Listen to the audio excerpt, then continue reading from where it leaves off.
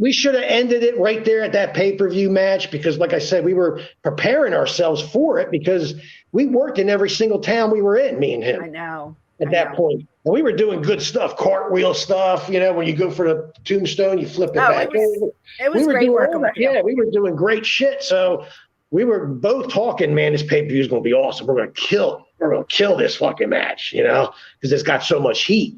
Yeah. And then, like I said, last minute, he was pushing Anthony at that time, which is fine because they gave Anthony the TV belt too.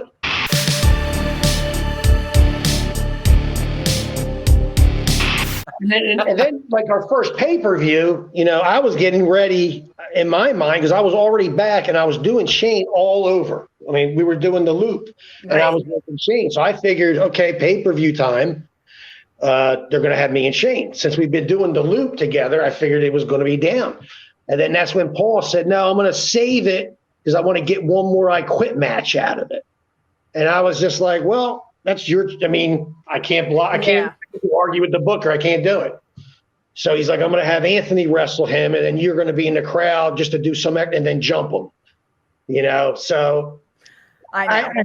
We should have ended it right there at that pay-per-view match because, like I said, we were preparing ourselves for it because we worked in every single town we were in, me and him. I know. At that point. And we were doing good stuff, cartwheel stuff, when you go for the tombstone, you flip it back. It was great working with you. Yeah, we were doing great shit. So we were both talking, man, this pay-per-view is going to be awesome. We're going to kill this fucking match, because it's got so much heat.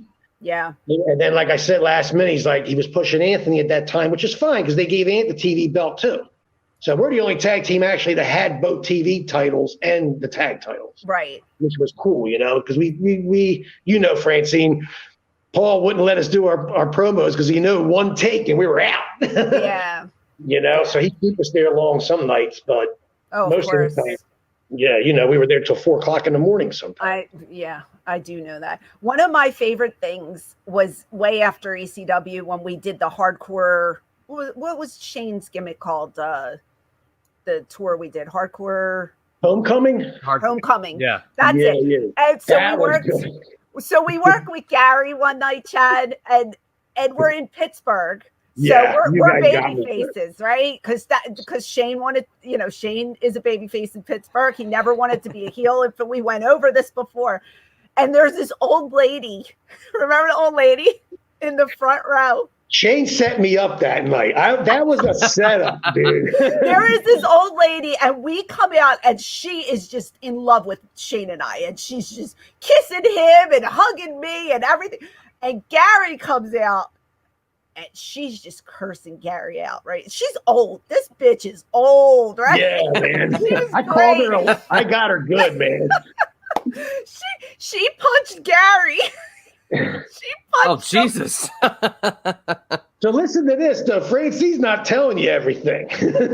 She's dancing around it. She was Shane Douglas's babysitter when he was a kid. Oh, was she? I didn't even know that. Oh, wow. So I'm calling this. I'm like, shut up, you bitch. You old bitch. Shut up. So I got out of the ring, and I remember Francine was standing near me, and she nailed me with a shot. And I couldn't do anything but sell it. I mean, that's how good she hit me. So I remember falling back, rolling over on my head, and all I hear is Francine laughing her freaking ass off, man. I go, sell it, Gary, sell it.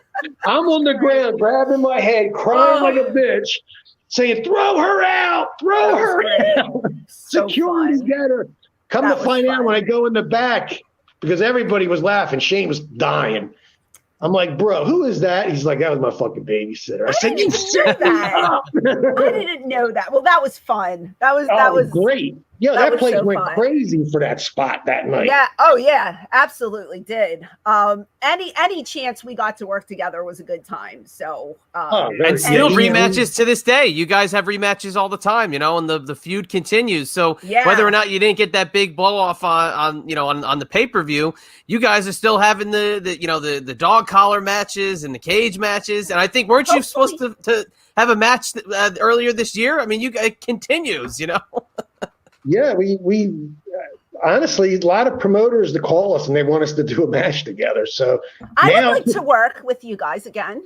Yeah, I mean, right now, honestly, we could do it with our eyes closed. We don't even have to look at each other. We don't even have to talk about it. Sure. I mean, it's so easy. I mean, I go to locker rooms today, and I sit there, and I see guys going over a 3-minute match, and they're talking for a freaking hour.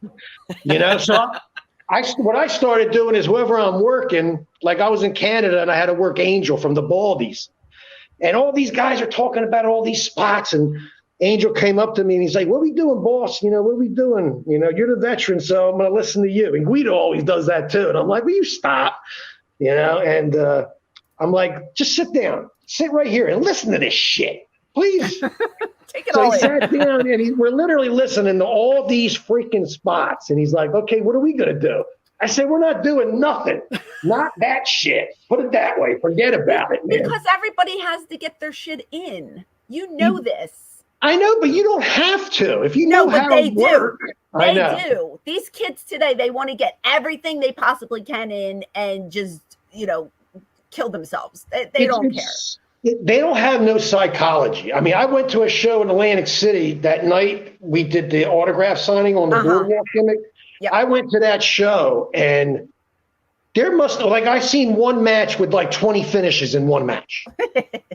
And I'm like, these guys are getting up after devastating moves and still working. Yeah. Where I would have already been 1, 2, 3 done. You know what I mean? It doesn't make any sense. It doesn't make they don't have no psychology whatsoever. They think if they could flip flop and do a moonsault, that makes them a wrestler, and that does not make you a wrestler. Makes you a good athlete, but it doesn't make you a wrestler.